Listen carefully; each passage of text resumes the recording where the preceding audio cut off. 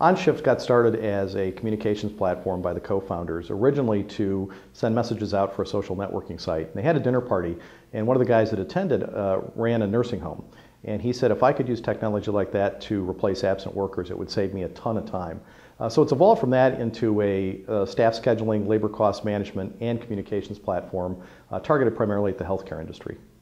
We came to JumpStart because the founders had an idea and they built kind of a prototype, and they had one or two customers, and we really felt we had something.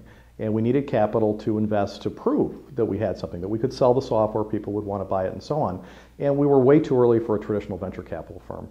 So we knew we wouldn't get funded by a VC, so we had to look for either angel investors or an organization like JumpStart. I'd heard nothing but good things about JumpStart, and so we approached JumpStart looking for one of our first investments. What we did with the seed investment that we got from JumpStart was we proved out the fact that we had something people would buy and that we could in fact sell it. More importantly, it got us in a position to be able to be funded by a venture capital firm. So we were able to close a subsequent round about 9 months after we got the funding from JumpStart because the business was much more mature. We'd proven that we had a technology people wanted, were willing to pay money for, and that it delivered on the value that we claimed that it would. Without the original money from JumpStart, I wouldn't have a company.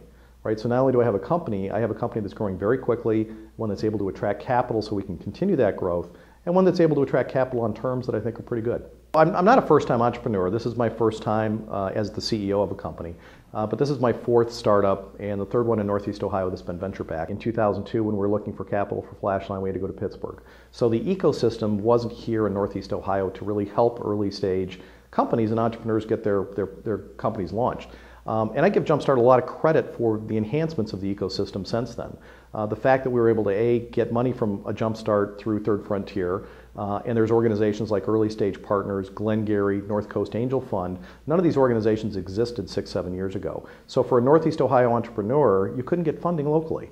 Right? So the fact that we now have an ecosystem, I think, is phenomenal because you can get companies going here in Northeast Ohio and the money will stay here, right? And benefit the community over time as these companies get exits and money comes back into the community.